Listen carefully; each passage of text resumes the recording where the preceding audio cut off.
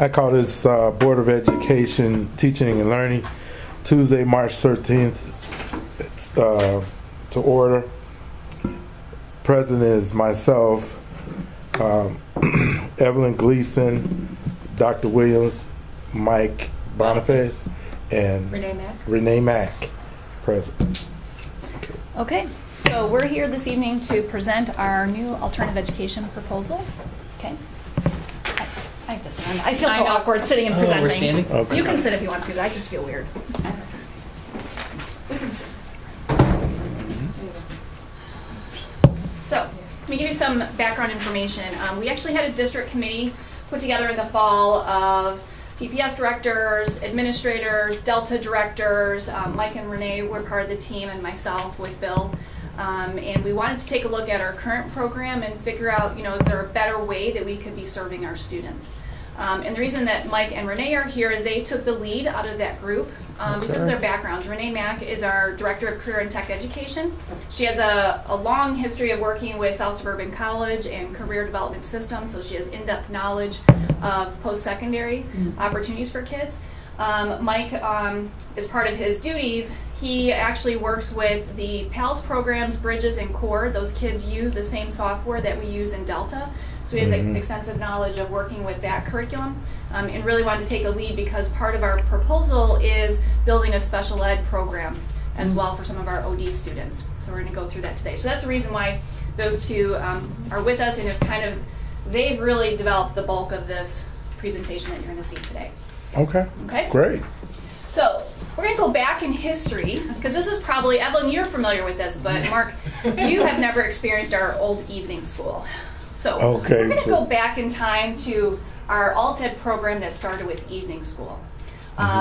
Those students went there because they needed to regain a credit. They failed math, they failed English, PE, whatever it happened to be. Right. So they needed to recover a credit instead of going to summer school. The reality is they only met for 13 days in the first semester or second semester for 3.5 hours for a total of 45.5 hours, and the students earned a half a credit. Okay.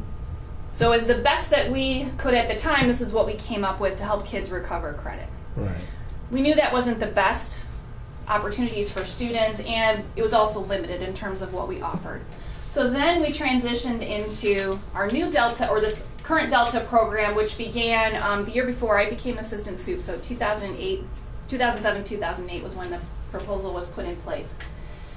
With this program, students actually go to school 4 days a week for about 36 weeks, 4 hours a day. So they actually have 288 hours of seat time per semester to regain credits. Much longer, much richer. They're actually using an online curriculum to go through their courses. We found, so this was the original Delta. They were just taking their classes online. We found, though, we really weren't helping students transition to life after high school. So we decided to put in some developmental guidance lessons to help students build resumes, talk about careers, talk about college. The problem was, because the kids were only meeting 4 hours a day, 4 days a week, they're not getting their classes done. DVG kind of fell by the wayside a little bit because our main priority was to get kids to graduate. Right. So something had to give. The other thing we added last year was social emotional support. When we're looking at students at Delta, these are some of our most at-risk kids. They have attendance issues. They have home issues. They have life issues. And so we didn't have access to a psychologist, social worker, somebody that deals with that social emotional support. So last year when the district adopted interns in PPS, we tried to get the interns to work with these students at least 1 day a week. At least 1 day a week. But we're finding that's still not enough to help our at-risk students be successful. Okay, so that's our current structure. What we're going to talk about today is kind of our new Delta. So the program that we're moving towards. With the new Delta, and it's a pretty big undertaking, there's a lot of moving parts to this program. What we're doing, and I'm just going to speak to the day school. Hi, how you doing? Good evening. Just a side note, Kevin Donegan from the JFA is joining us this evening as a guest. Yeah, it's cold. So what we're moving towards, this is, we're just going to talk about the day school. We're moving to students coming 5 days a week for 36 weeks, for 5 hours a day. We're actually going to increase their seat time to 450 hours, which is almost on par with what kids are doing in the day school. We're also redesigning the program to focus on career pathways, and we're going to dedicate a full-time social emotional support, or what we call a mental health professional, to work specifically with these kids, because we know they come with a lot of issues. So this is what we're going to talk about today, is this new Delta. Okay? So, concerns that we have. Based upon our school report cards, this is online right now, this data you can ask. A number of our at-risk students are not experiencing academic success. 12% of our kids do not graduate in 4 years. 2% of them drop out. Of the students that end up enrolling in Illinois community colleges, 65% of them need remedial math or English. So they're not able to take the 100 level courses that get them started on their career path or their degree. In our current Delta Academy program, as I mentioned, students are only taking classes 4 hours a day, 4 days a week. They're not working at home, which is what we originally intended. Since the program is online, they can access it anywhere. We encourage the kids to continue working at home. Many of them do not. There's not enough seat time to complete the classes. We're hearing that a lot from our students. And so they end up coming back for a 5th year or more. And there's a lack of opportunity for those developmental guidance lessons, which we know these kids so severely need. Again, our current program is only designed really to help kids graduate with a diploma. And we really want to focus on expanding our commitment to at-risk kids while being fiscally responsible. So it's kind of our focus moving forward. Maria's going to talk about our student survey. Okay, so you want to go after? So what we did is we interviewed 53 of the students who are current juniors in our Delta program. Each Delta director sat and met with all of our kids. They gave them the career interest survey that our current population gets, just to see what are their plans for after Delta. And this is what they came back with. 56% of the students want to go to college. 18 or 19% want to go straight to work. 9.4 want to go to the trades. 5 to 7% want to go into the military, 5.7. And 9% said they were undecided. They know they want to do something, they just don't know how to get there or what that is. Based on that, in the next slide, we looked at the 56% that say they do want to go to college. What do they want to look at? What is their career interest or their pathway? 25% they're most interested in the healthcare, some field within health. 30% said business, and 17.5% said skilled trades.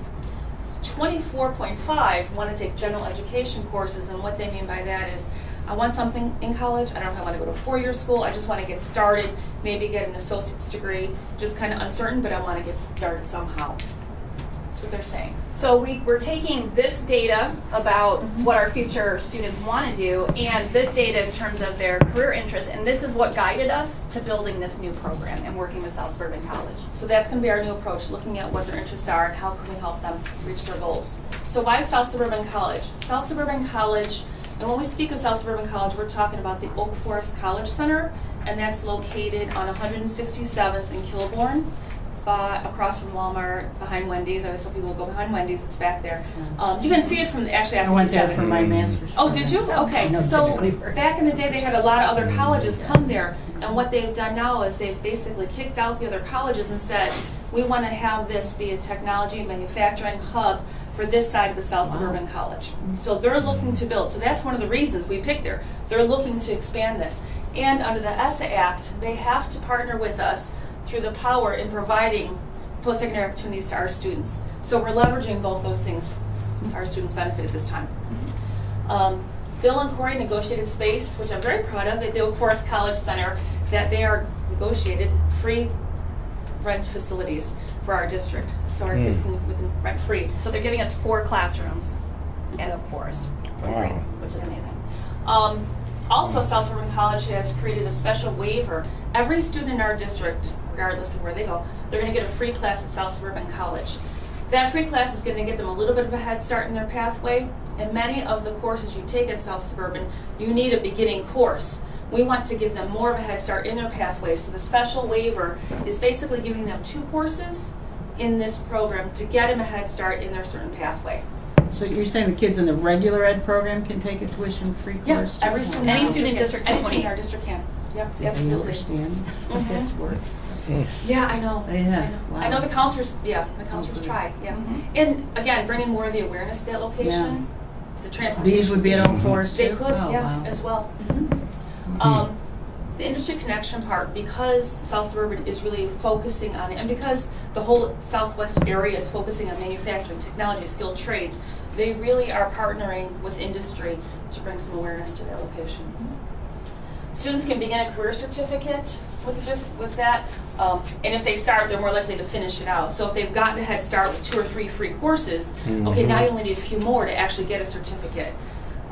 Which, one other part that South Suburban wants to point out, they have an inability to offer some of their courses because maybe they only have 6 students enrolled in their class, so they can't offer a manufacturing class. But with the partnership of our district, now there's 10 students, so now that course could be running, which is then going to benefit the whole community, and open up more courses for our other students who want to go over there at night. So, what are some of the career certifications? We're going to go through that. Oh, okay. We got it special for you. No, that's good though, which is why we call it a win-win. It's win-win for our district, it's win for South Suburban and the community because of that. Overall, we have 2 main areas. It's academic and social emotional. Academic, we are trying to still get these students a diploma. As much as we possibly can, we're going to help them graduate high school through different curriculums that I'm going to discuss in a second, but first and foremost, get that diploma. Second off, help them establish a career pathway. Career college pathway, it might be straight towards the trades, it might be towards more college classes, we'll see, but we have different ways we can help them develop that. The second thing is social emotional. We understand, as Corey had already mentioned, we definitely have some students who have some at-risk, we have some at-risk students in these programs, and with that, we need to make sure we're addressing that. As Corey stated before, we had our interns, our social work interns, psychology interns, actually working with our Delta program, and we had lots of success and a lot of students really grasping towards that and really wanted more and more of that. And we saw a lot of some turnaround, some higher attendance, things like that. So with that, we really saw the need, and what we have our staff do there is really have everybody develop what we're going to call a student success plan. You want to get in a little bit?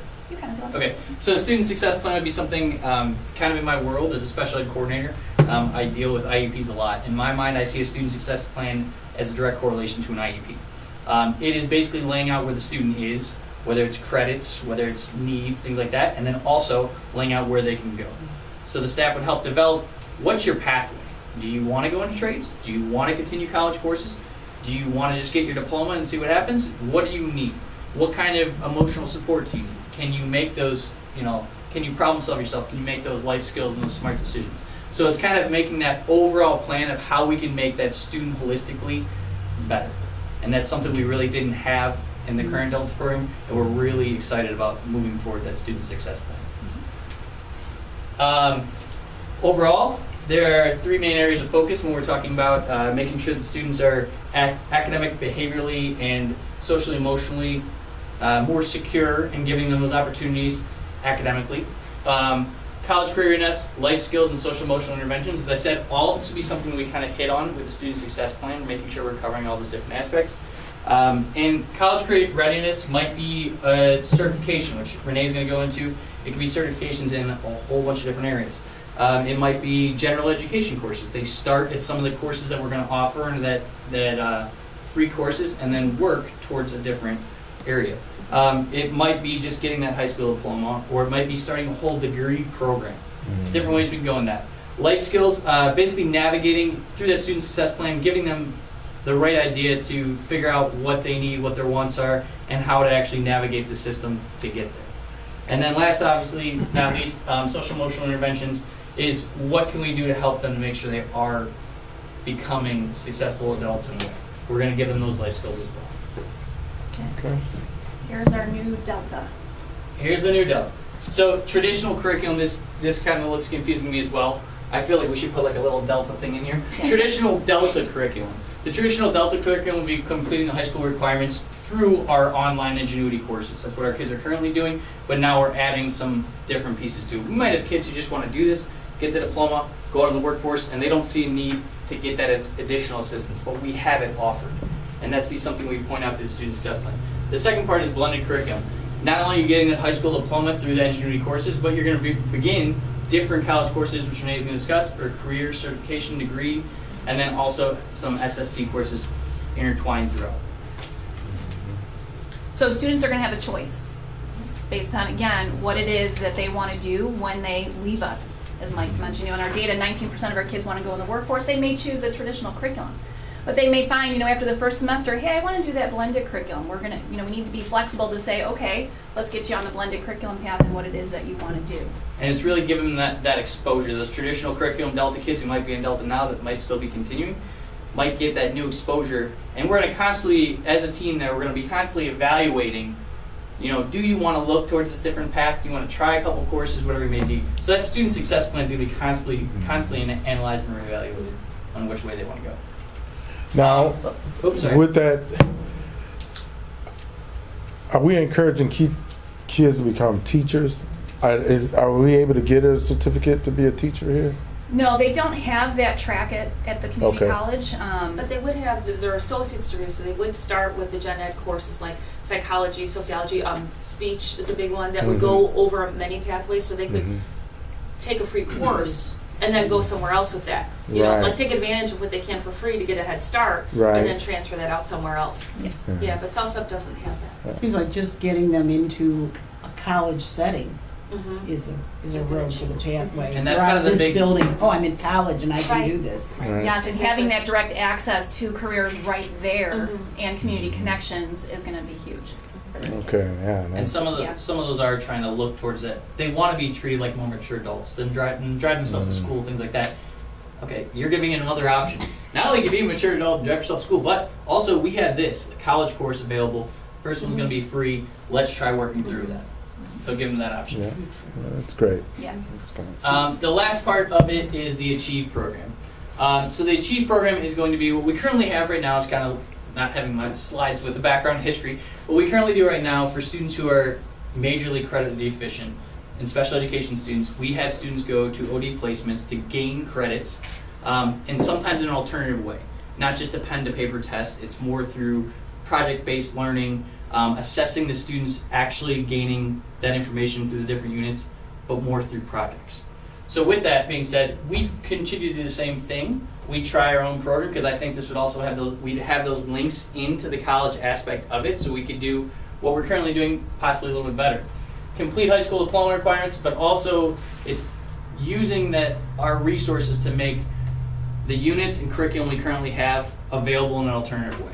I'm going to give a quick little example because I love giving this example. One of the ways to give you an idea of what this would look like, Dave Ander, guy I coached with back in the day, he always did this one project, and I loved it. I absolutely loved it. It was for geometry, and he talked about different languages to your world. You might do this project for all I know. For geometry, he had to work with different angles, and the kids had to prove their knowledge of the angles. Instead of doing a pen-to-paper test at the end of the unit, what he had them do is create a miniature golf hole. My daughter would say miniature putt-putt. Yeah. They had to create a little golf hole, but they had to use so many of different angles in that golf hole. So the kid had to really know what those angles were and how they're all going to fit out to a certain layout. And they're doing some design aspect of it. So all of that, he's like, if they can get this, he's like, they get all the angles, they know the measurements, they figure out how it pieces together, and they can't copy from that person. They all have to have different holes. They understand this unit. That's the kind of thing we're looking for. And we have a lot of creative teachers right now doing units in that matter. We're going to try to consolidate that. We have 10 units for a curriculum. If we could find creative ways to make sure that the kids understand that material without putting pen to paper tests, there will be some aspects that will have to be like that, but not everything's going to be test-based. It's going to be project-based, but you're showing your knowledge and understanding of that unit through that project. So it's a little shout out to Dave Ander, but really that's the kind of stuff that we're looking for in the Achieve program, is project-based learning to get that knowledge and understanding of those units. We also hope too that some of the special ed students, if appropriate, could access Edgenuity curriculum, could also access college courses and put them on a career pathway. So they're not limited to just the performance base. Right. We still have additional supports at the high school. We would continue with our Delta Day, our district program, which is currently at Hillcrest for 9th, 10th grade students who are coming in after the 10th day, so they're transferring in. We continue to do that, as well as something new that we'd be offering would be credit recovery as part of the proposal. For 11th and 12th graders, this would be the equivalent of a 9th hour. So obviously 3:15 to 4:15 at Hillcrest and Oak Forest. Tinley Park and Bremen would be 3 to 4.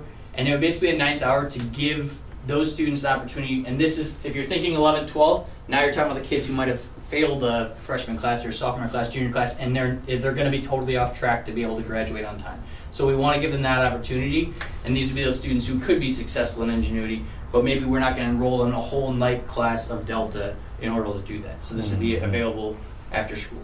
At each homeschool. At each homeschool, thank you. Okay, so now we're going to get really in-depth. This is where we get super excited about the new curriculum and all the certification pathways. Okay. You want to talk? No. All right. So traditional students are going to work on the Ingenuity courses just like we have now. Then here's schedule options. So based on transportation, if a student says, I don't need transportation, I can get to the Oak Forest College Center, they're just going to drive themselves, just like they do now coming to Delta, or they get a ride. If they have no transportation, then the district, they're going to take the regular bus, the regular homeschool bus, get on that bus and come to their homeschool. So for instance, a student would come to Bremen. If they needed to get the free lunch, they could go pick up the free lunch from the cafeteria, and they would wait for the district Delta or new program bus, come around and pick up each student and bring them to the Oak Forest College Center. So transportation isn't going to get in the way of a student who wants to participate in this program. They say, I can't get to the Oak Forest College Center. We've eliminated transportation as an obstacle for them. Okay. This is going to increase, this is where you say, this is going to increase seat time by doing this program 9 hours for the day school, so students are going to have more opportunities to be successful in completing their coursework. And for the night school, it's going to increase their hours by 4 hours. We're going to have 2 different shifts, like a split shift kind of schedule. If they're a day student, they're going to go from 9 to 2 at the Oak Forest College Center. And if they're a night student, they're going to go from 2 to 7. Monday through Thursday for night, because the Oak Forest College Center is closed in the evenings on Friday nights, and then Monday through Friday for the day. Make sense? Okay.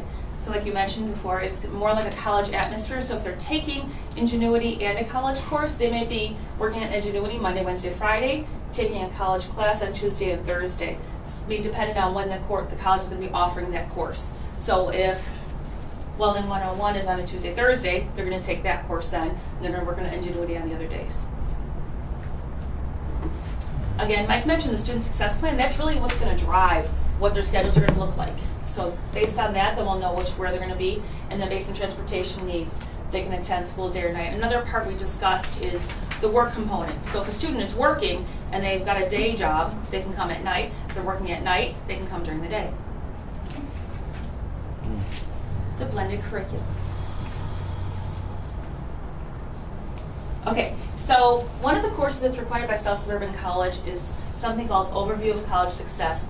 They mandate that every student coming through there kind of gets a plan, just like what we're talking about, a success plan. That's what they call it, OCS 121.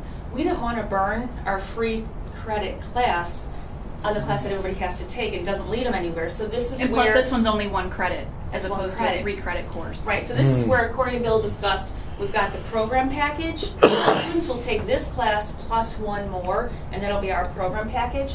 But what the district is going to also do is mirror this with our current career practicum Ingenuity class, and together we're going to make a curriculum where they're not only going to get college credit, they're also going to get high school credit, which is the current course.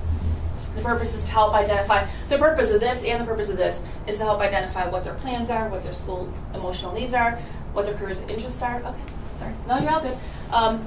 So that was the required course. This is actually a picture of the Oak Forest students from computer repair who went into the makerspace last week.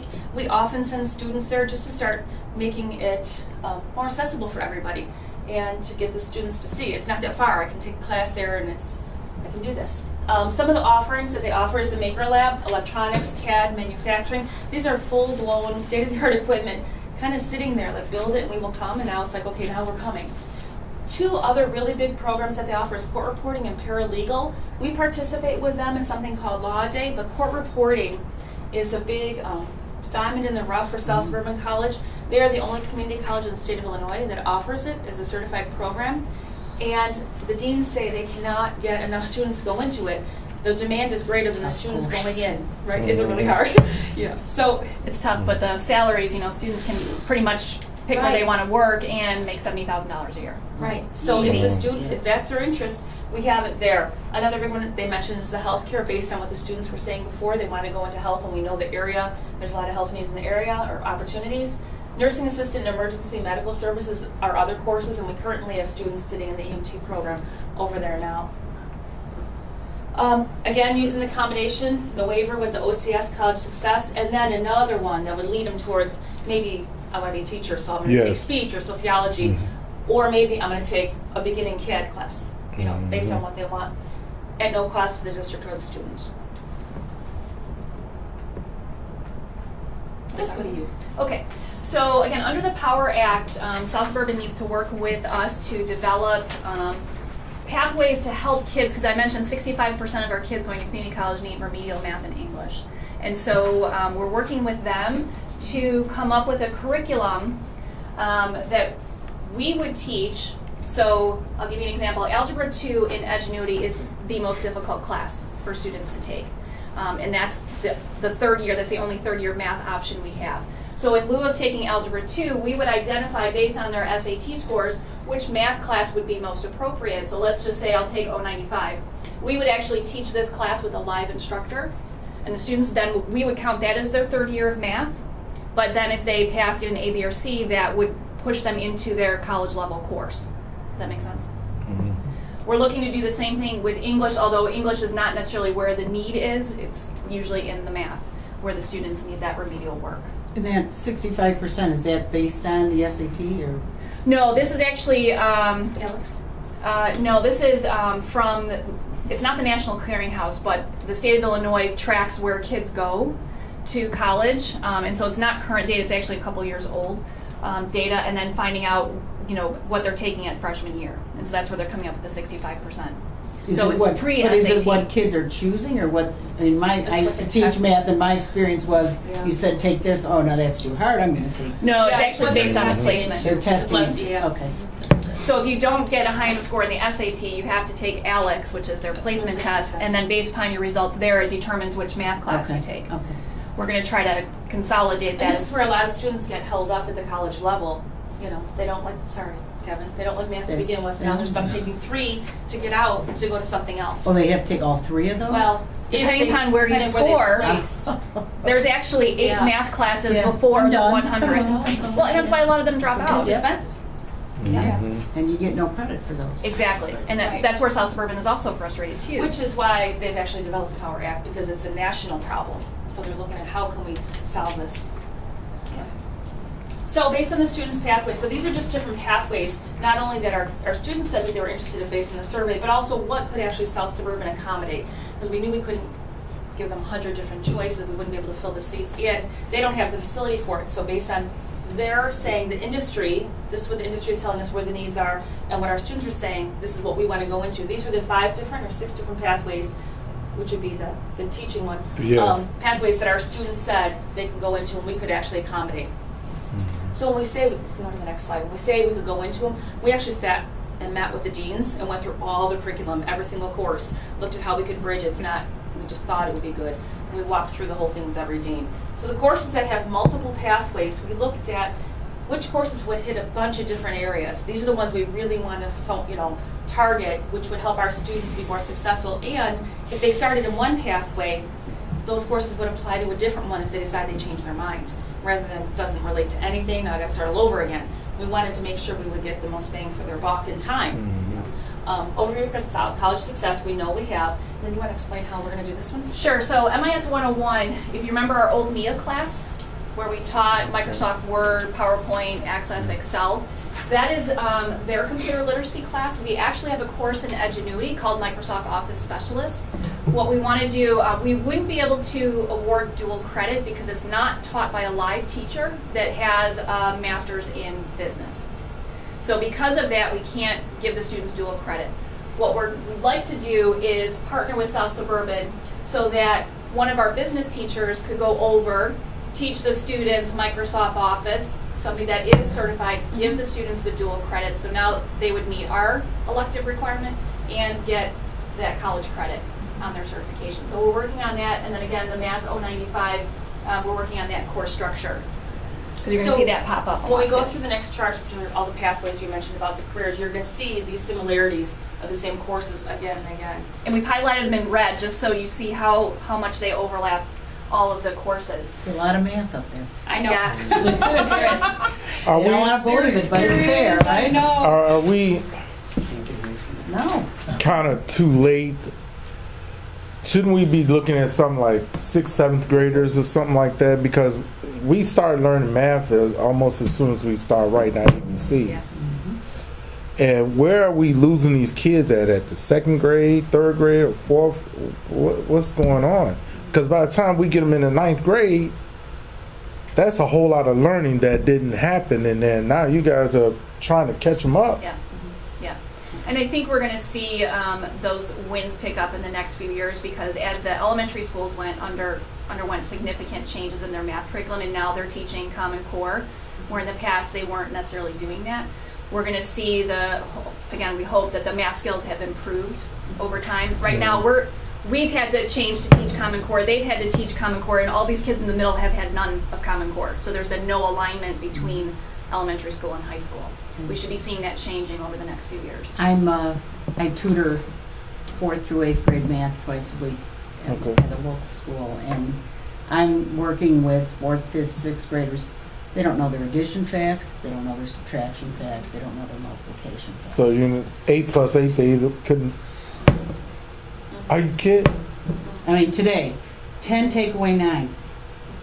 What? 1. I was like, you're kidding me. On contrary to that, I have a granddaughter in kindergarten who's learning her subtraction facts. See that? Kindergarten. That's And a what 3rd grader who's learning her multiplication and division facts. Which is why for some of these students who are the most at risk, they see the career opportunity, so then now it gives them a purpose to have to want to learn it, because, okay, I can get a job and make money if I get through this class. Yeah. Rather than Yes. just need it for something else, you know. Yeah. So hopefully that's a big link for them to see. Yeah. And not There's a all of whole- them there's a have it, whole but there. many of them do There is. have it. There is a whole. Yeah. I'm going to go through some of the career pathways that we've identified.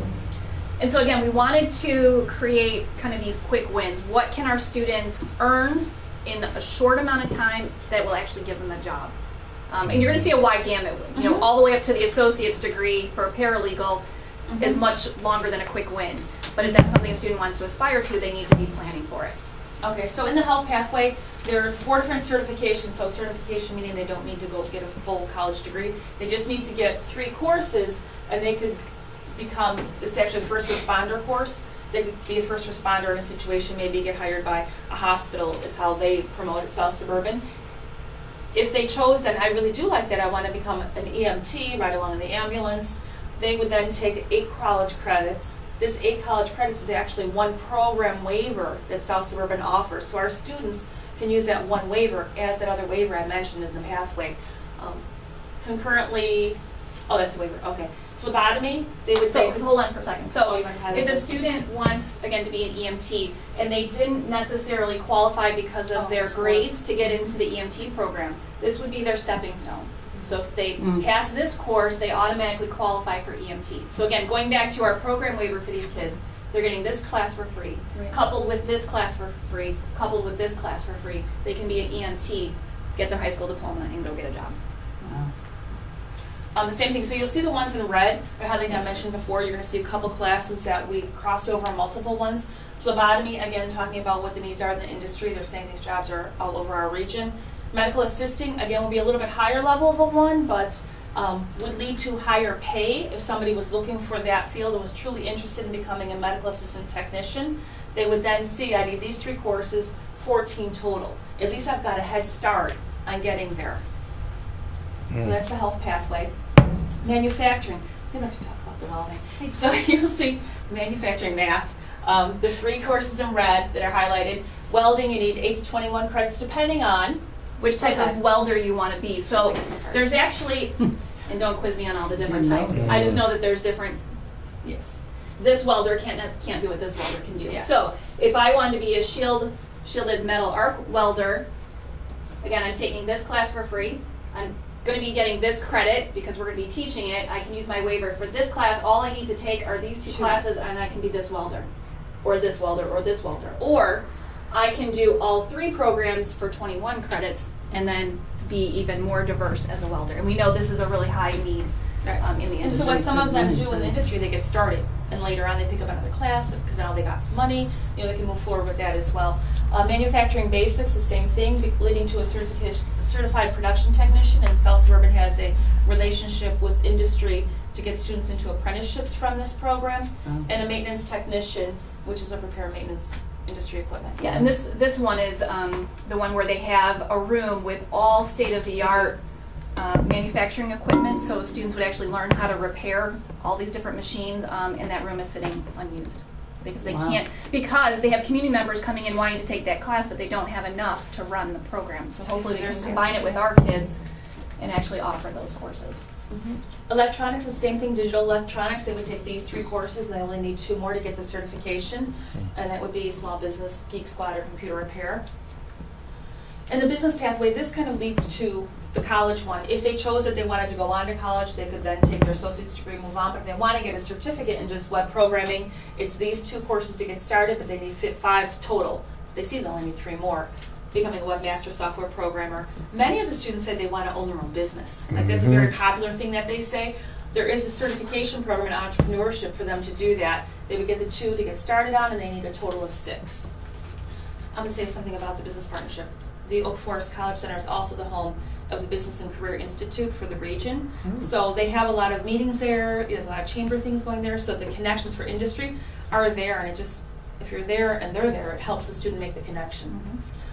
And then computer information science, cabling technician, the network installation, small business networking, telecommunications. They need 2 courses, 6 credits.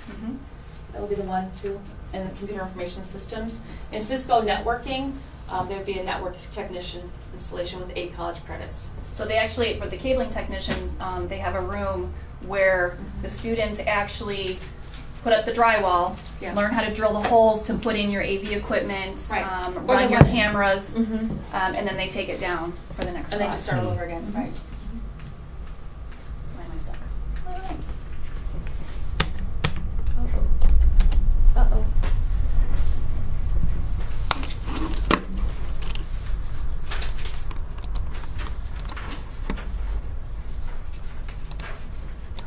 I think it's the next one, associate's degree. There we go. Okay, so here are the 3 more in the associate's degree arena. 20 courses to get your small business management entrepreneurship certificate to work in those fields. Paralegal is an area that they're very passionate about because they have a very strong program in it. And again, for students that want to become a lawyer, the reality of that we have 6 times the amount of lawyers that we need. You know, what is really where the job trends are? The job trends are in paralegal. The job trends are in the degrees that are right under the 4-year degree. That's where the opportunities are. 22 courses, and then I mentioned the court reporting previously. They would get a head start, and this is the speech course, which kind of overlaps all of the associate's degree. Speech, psychology are the general courses to lead to other things. Stenographer, paralegal for a law firm. Wow.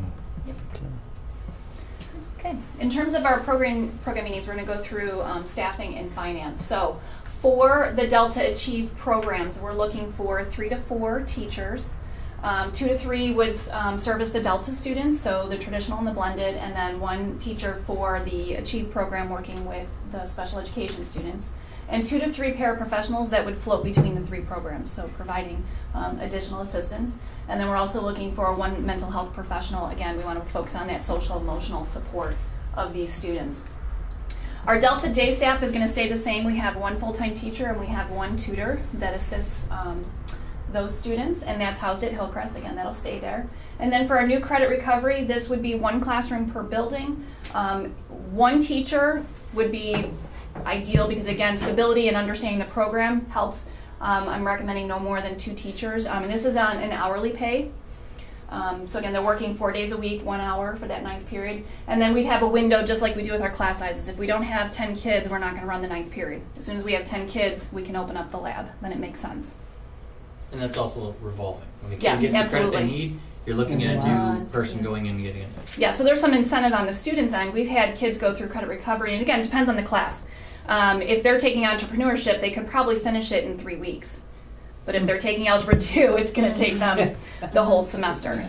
But then once the student is done, if I need another credit, I can take another class or open up the seat for another student. SSC Yeah, it's staff. also for the Oak Forest College Center. So when you walk in, the first thing you see is a lady named Judy who's been there forever, and then next to Judy sits She has. Then next to Judy sits the police officer, who is always present. So the full-time police officer is always present. Also, it is the home of the Cook County Sheriff's Training Center. So they're way in the back, but they're always there as well, as is the highway construction program. So there's many things happening in the back part of the building. We're going to be more in the front to the middle part. They also have an on-site tutor available that's always there. Students can just sign up and get additional tutoring services. They also have test preparation people there, and then a full resource library is available at that location. Finance, we're going to go through current and future expenditures and where we're going to get some cost savings and some grant funding. So right now it costs us a little over $730,000 to educate our Delta students, our credit recovery. Credit recovery, we don't really count them because they filter into our Delta programs, and the OD students. So this is about 120 students that we're servicing for almost $740,000. Our new program is roughly about the same, but we're adding full-time dedicated staff to these programs with the exception of the credit recovery 9th period. We're adding the transportation. So some of these are one-time costs, like for example the equipment. We're going to need to dedicate carts of Chromebooks. Because one of the things we didn't want to be tied down to a computer lab. We wanted the teachers to have the flexibility of saying, you know what, today we're going to put the desks in islands because it's direct instruction. And we wanted that flexibility in the Achieve Room. So we didn't want to be tied down to desktops and tables you can't move. So that's a one-time expense. And then the Edgenuity software, this is going into the second year of our contract, and that will change, as we renew those contracts. That will ebb and flow. In terms of our program savings, by pulling 15 students back, that will save us $390,000. Students actually have to pay for credit recovery, so they pay $120 per semester course. So that would generate, and this figure is if there was one student in every seat, so it's 30 students per campus both semesters. That's the 240 kids. We may actually have more than that, but it's $120 per course, so that's where the $28,800 comes from. IDA grant would put forward, take care of the paraprofessional salaries and supplies, and potentially equipment for the Achieve program. And then Title I could cover the Delta, the transportation, and the software. So between all of that, we would be bringing in $970,000. So if we put it all together, our financial summary, we have our new program costs. $621,000 is coming from grants. $390,000 is bringing students back from OD placements and generating student tuition of $28,800. That gives us actually a profit of $302,656. But I say that cautiously because some of the salaries that we figured for the staff is middle, average salary. So if that salary goes up, that number is going to go down. If there's a dollar profit, I'm amazed. Yeah, Right? that's I didn't do all that to make With all money. that new addition, Yeah. great support you're adding, you still see that. Wow. Yeah. So questions? Wow. With the, when will you realize that you made a profit? And would that translate into students who really can't probably afford it, having a lower tuition, something like that? How do you mean a lower tuition? Right now, you got to figure that $120 per student. That's for just the credit recovery. So if I'm a senior and I just need to make up a semester of English, I just pay the $120. Now, one thing I didn't mention is through our title grant, we actually set aside money for our low-income students. So the grant will pay $90 and the student only has to pay $30. Oh, okay.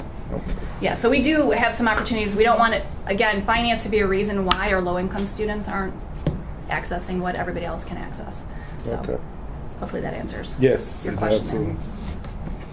absolutely. Just back under the cost on the screen you had, the $289,000, was that just for the teachers, or is that including your two administrators also? This is just the teaching staff. Okay, so administrators obviously going to add probably $180,000 then? Not necessarily, because if we're using existing people, because one of the things we're looking at is part-time administrators to split the shifts because we have a day school and a night school. So potentially not adding that much on the administrative side. And it was transportation was in there? Mm-hmm. Okay. And then with the credit recovery, do you think that maybe that could expand to be a push instead of juniors and seniors taking the 7th or 8th section during the year to push them more to do that? Because why would you take the credit recovery when you could take the class for free as a 7th class? Yeah, and that's a good question. But some of our kids, we know even 7 classes isn't enough for them to finish. But they're not to the point where they need the delta, you know? So, I don't know. It's a good question. And then for, because I work in Delta, and we have some students who are severely deficient in credits. Are you going, will any student, any junior or senior be able to go into blended, or are they going to have to like get to some point of credits? Because if a student comes in with only 6, 7 credits, they're going to be Yeah. here for a few years. Yeah, and I think that's something that the team has to kind of counsel the They make student a on. plan, right. At what point does it make sense for you to start the blended Right. curriculum? Yeah, exactly. Yeah, that's what I was thinking. Because I mean, for them to do that, if they're trying to fit in these college courses as Yeah. well, Right. you know, we've got to get They're them not to the gonna get point. done. Yeah, Right. exactly. So, yeah. And that might be a good motivator for first semester. Hey, show me This progress much done. on these classes, and then we can open up blended for second semester. But when they sit me with their counselor, they'll create the plan on what courses they need, right, for graduation progress and all that still at their home school. Right. Yeah, but I mean, just all Yeah, those I kids know. know ahead of time. You Yeah. know, you're probably going to have to go, To get started over yeah, here before you traditional move first over to here. to work That your way makes over sense. there. And then, so let's just say a student's a junior, so they get the OCS and they get another course, Right. and those are free. So Yep. what happens the next year, senior? Are there another free course? There is a free course. There's an academic achievement waiver. So if a student gets an A or B on their first waiver, and since ours is a package, they get the other waiver. So a student then could access the academic achievement waiver, getting an A or B, and their OCS practicum program waiver. Mhm. Then we get an academic achievement waiver as well. Even an A in the OCS would OCS. get them the next free one? Okay. Yep. So the 1 hour class? Yeah, they haven't Okay. said I mean, otherwise. And we're taking it as if, you know what I mean? yeah, I mean, Haven't said financially otherwise. for them, it just, you know, if you're for a Right. 1 hour class to pay for 3 more. I mean, I'm Well, and okay just with like it, the trust EMT me. thing, they created an 8 credit class as one waiver as well. Mhm. So they're willing to, they want to grow it. They want to make this a vibrant area, and they kind of need us to make it happen as well. Mhm. So we're both winning, you know? Mhm. No, Yeah, I know. it doesn't make sense financially, you know, they're going to give you a 1 hour class, you get an A, we'll give you a 3 hour one. Yeah. Mhm. Well, because they're looking Right. at, again, Yeah. Actually, it's my money. they're looking at students staying and finishing the career certification, which is why we wanted to set up Right. these quick wins. Is And they know if you finish 1 or 2, you only got a couple more, you're probably Yeah, staying with the tendency, college to yeah. finish. yes. I just had 2 more, probably structural questions, I guess. So the students will be bused in the morning. Where will they be housed waiting for their Yeah. bus? Who's going to supervise them? Yeah, and that's we were talking about that with the principals today. So we're going to have to come up with an area because again, they're going to have to go get their lunch. So I imagine probably in their cafeteria to wait. And I don't think they'll be waiting very long because as soon as the district bus is going to come around and pick them up. Yeah, and then same thing after school, they're going to have to wait for the bus as well. Yeah. So there's going to be someone supervising Yes. these guys. Yeah, and again, we don't know how many students are going to need transportation Yeah. until we sit down with the current kids. And then just one more, what's going to happen when students get ill? So there's not going to be a nurse? I'm No, assuming. there's not a nurse there. So either one of the staff members call, have the parents come pick them up, or That's what we do now. Yeah. we're going to have a separate room. So two of the classrooms will be Delta classrooms. One of them will be the Chief program. The other classroom is going to be the office counseling room. So it could be a place for them to kind of take a time out and maybe regroup if they're okay and go back to class, or we can call the parents and have them come pick them up. Any other questions, comments, reflections? And this starts fall. In the fall? Anxious to see it. Yes, we are too. Now, are they partner with anybody, other schools, districts? They are working with 205. 205.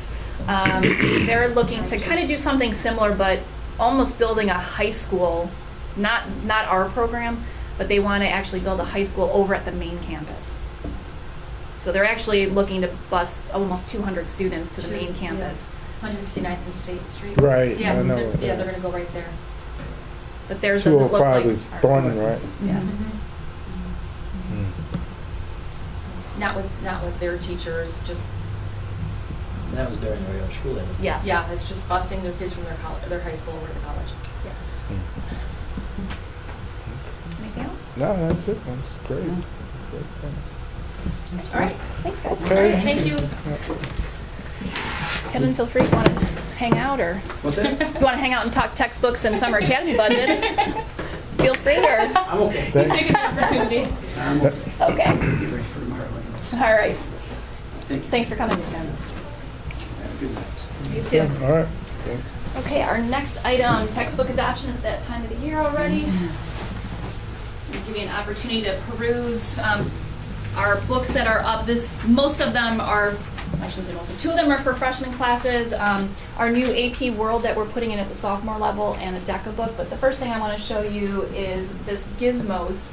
So Gizmos is a web-based platform, application platform. So students can actually go in, let me kind of scroll down to like right here, is sometimes in some of the concepts, for example in chemistry and maybe even biology, we don't have the opportunity to do in-depth exploration because we're working with chemicals or the amount of time it takes for a plant to grow. So it's actually lab simulations that the students can manipulate the different variables, adding a certain amount of light or taking away a certain amount of water or working with a chemical. They can do it in a virtual environment and still look at the results and be able to analyze it.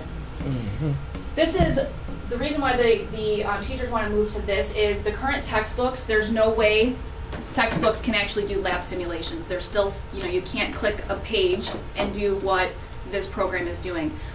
Also, we are moving to ebooks, but even the ebooks, so the electronic version, can't do what the Gizmos can do. So they're looking to add this simulation so students can go on whenever they want to.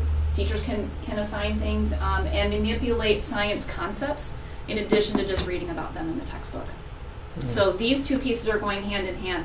Gizmos would actually, we're going to roll it out to freshmen and sophomores and eventually then bring it out to the juniors. So all 3 levels will be able to access these lab simulations. And is it just for, you said physics and biology? Physics and chemistry to start, so freshman and sophomore years, Okay. and then we'll add on the junior year. Okay. It's amazing the technology they have now. So in addition to that, the integrated physics curriculum, they have not had a book in 10 years. As they were moving towards physics first and trying to, at the time there was no single book that would meet the needs of the curriculum. They intended to write their own books using iAuthor, but the reality is for them to create a book would take a very long time. So they've worked with online resources. They're trying to come up with, these applications. They've been using free software, but it only gets them so far. We've come to the realization that they really do need a textbook. So Conceptual Physics is the one. It's going to be for integrated physics and honors physics first. Paul Hewitt is kind of the guru of physics. He's been around for a long time. This is the book we used to use for our junior physics classes. It does actually bring into play biology and chemistry and earth science into the physics concepts, so I'll give you a chance to peruse that one. My Perspectives is the English resource. Again, we haven't purchased an English book in probably 15 years. We've been using the same one. Student interests have changed in terms of what they want to read. This one is actually laying out a more skills-based program.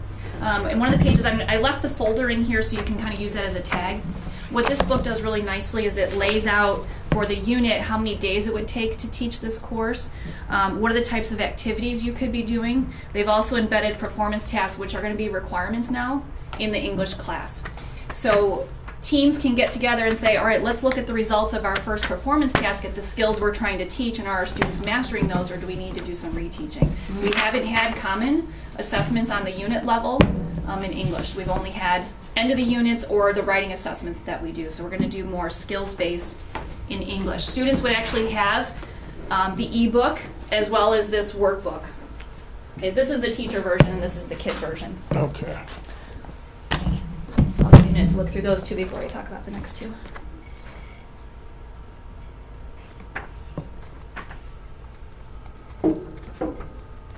How many books you think we're going to have to buy? Yeah, this year is going to be a lot because you think about it, every freshman takes English. So we're Right. looking at 1,200 English books. Pretty much every freshman takes physics, so you're looking at another 1,200 physics books. Plus we're rolling out the integrated math this year. That's another 1,200 books. Are we still giving our iPads? We still have the iPads, yes. So all the books that we're looking at are going to be electronic versions, but we will have class sets of the hard copy in the classroom in case a student forgets a book, or once in a while we do have a parent that wants a hard copy at home, so we would have extras to send home to the families for the kids who need it. Okay. Like the little cartoon. Yeah. And those have been around for a long time. Yeah. hmm So that's the student kind of workbook version of it. So I'm 2,400. Okay.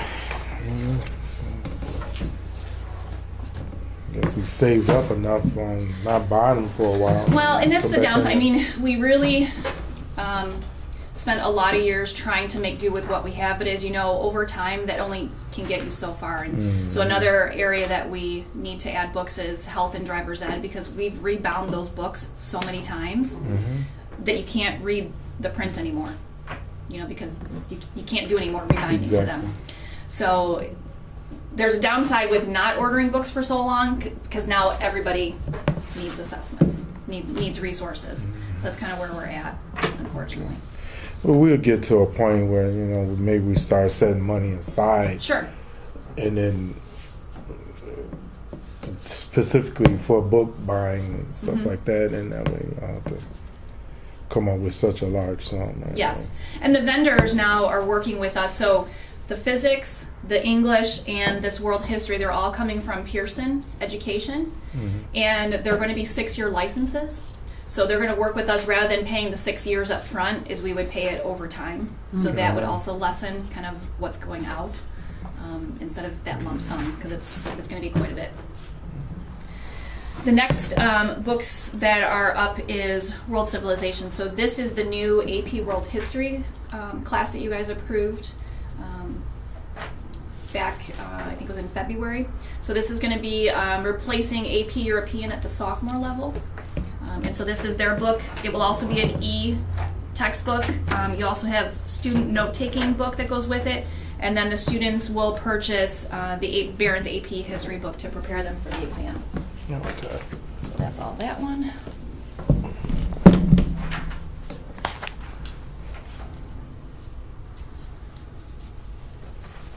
Okay, so the price is $17.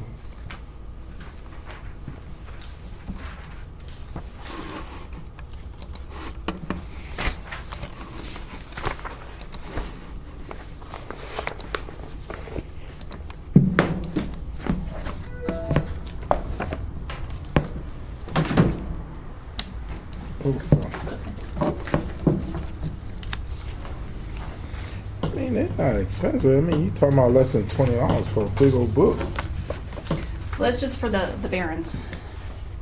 Is this one just for...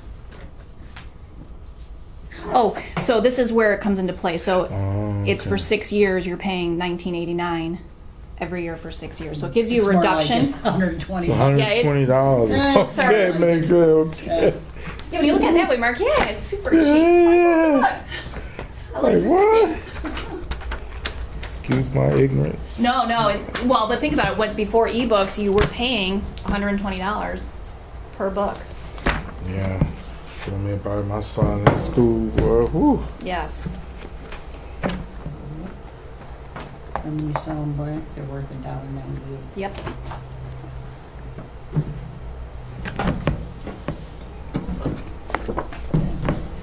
Quick class.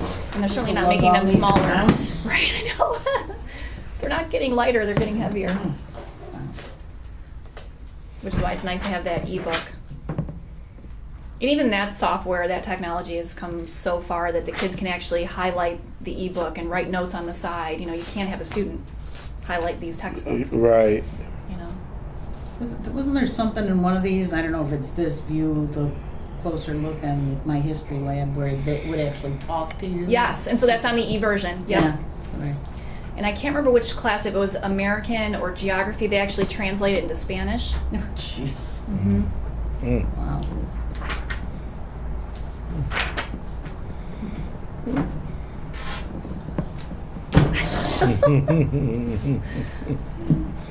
Lift my weights. That's a lot of It's interesting. nice the way they do the study outline. Yes. Yeah, I haven't seen a book like that before. Yeah. With all the Venn diagrams Yeah. and concept maps. Yeah, that's Mhm. good. The last book is Marketing Dynamics. This is for the DECA curriculum. Okay.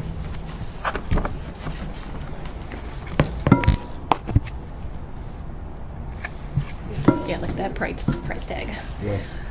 We don't have many students taking DECA, so it's not 1,200 copies. I think we're talking maybe 60 to 100 copies total.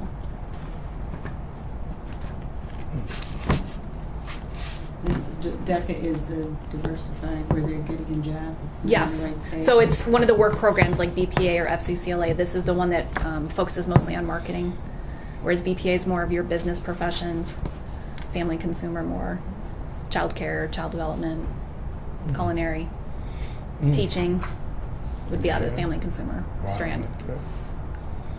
Okay.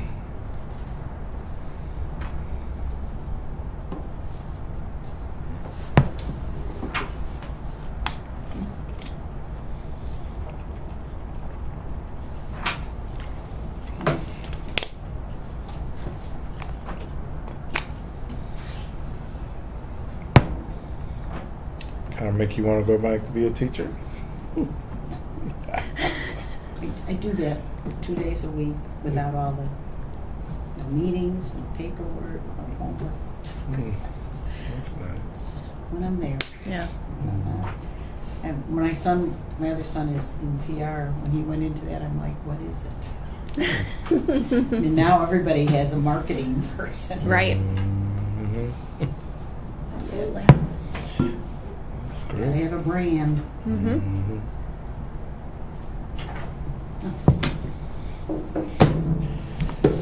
Okay, so those are going to, Mark, and when you read the summary notes, you'll talk about how these books will be on display for 30 Okay. days, so anybody from the public can come in and view them if they want to. And then they'll go through the textbook adoption committee, which will have parents, we usually have 2 parents, come in and review and make sure that, we don't have any novels this year. That's usually where we tend to get some conversation. I don't think any of these are really going to cause any issues for approval. And then we'll take them to the April board meeting. Okay. Okay, so right now, this is not an action item to vote on, it's just making you aware of these are the books that are coming through for Okay. board approval. Okay? Last thing on the agenda, I sent to you the full packet of the Summer Academy budgets. This is just a summary. Oops, yep, sorry. We're going to continue offering, probably for just this summer. We've been meaning to really revise Summer Academy and kind of change up what we're doing with students, but we feel we're going to do one more year of the current program. So the district ESY class, which is the first column, this is extended school year for our special education students.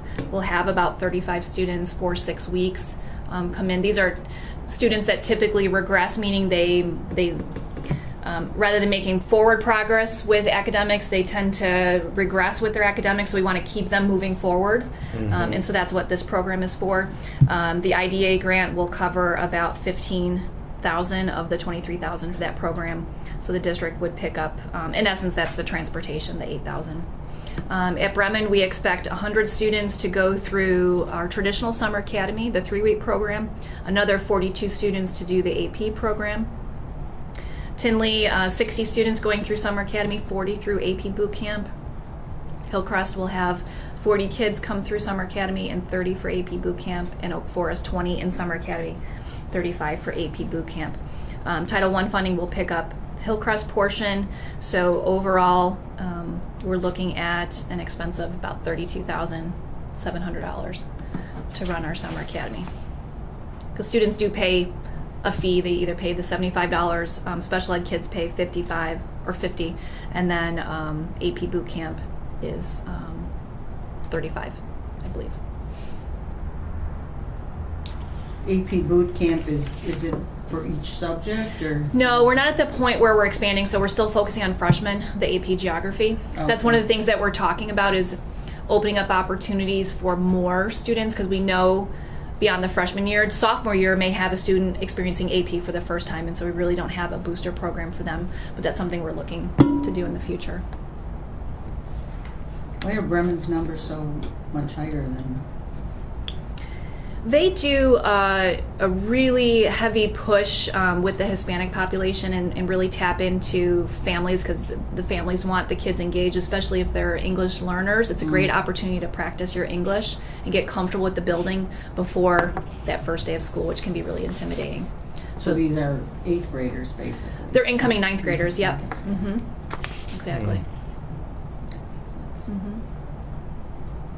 And it's interesting when you get down towards Hillcrest and Oak Forest. I mean, the way the program is currently set up is we're trying to focus on the students that are not quite at grade level. So Oak Forest doesn't necessarily have the need because they have more students at grade level.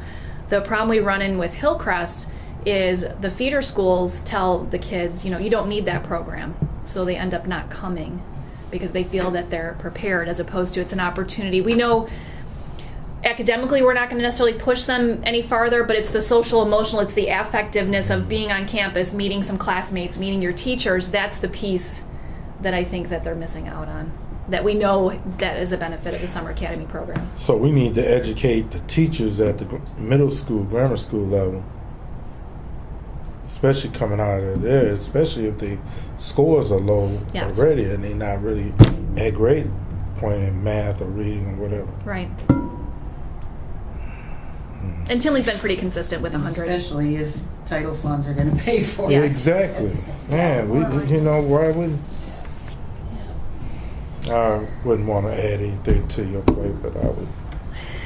Go right hope ahead. if we... Bill does. No, I mean, Bill's your boss. So But that is the kind of question that a parent would take to the 8th grade teacher. They're recommending this. What do you think? Oh,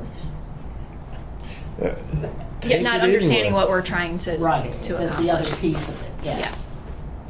So. But then that number could blow to 200-300 depending on how many students that we have coming out. Sure. And again, at the end of the day, is that okay, having kids exposed to high school before they actually start? And that's why we want to look at the current setup of our curriculum, because at the end of the day, the intent was we're looking at their skills, we're identifying, can they move up? So instead of being in extended English, can you be in the regular introduction to English? And we use that time to evaluate their skills. At the end of the day, we're not moving many students up. So then what are we really trying to accomplish? And so we've been kind of kicking around the idea, much like what the park districts do, and expand. Kids, we're missing students that want to come here, but our curriculum is not necessarily addressing their needs. So why can't we do a week of writer's workshop for any student that just wants to explore writing or art or IT, or keep it more fluid, and students can sign up for whatever workshops they want. That's kind of what we're looking at doing in the future. That might be an easier thing to sell too. Yes. Right. Yeah. And then you can pick a smorgasbord. Right. This week I want to focus here, and next week I'm going to take these 2 workshops, or I'm just going to do 1 week and that's enough. And done. Yeah. So. Questions? We'll bring that next week for board approval. Board approval. Yep. We'll also be bringing the ALTED program. We'll do a modified version of this, because we want to make sure that the committee gets all the background information. The full board will get the proposal, but we'll do a modified version of this on Tuesday so that the full board can see what we're trying to accomplish. It's tough to condense. It's something else. It's amazing. Yeah. It really is. Yeah, I appreciate it. Do you guys have anything other that you want to discuss? I'll just say this. We had no old business, was none. The new business we went through. Announcements, none. Adjournment is at 7:40.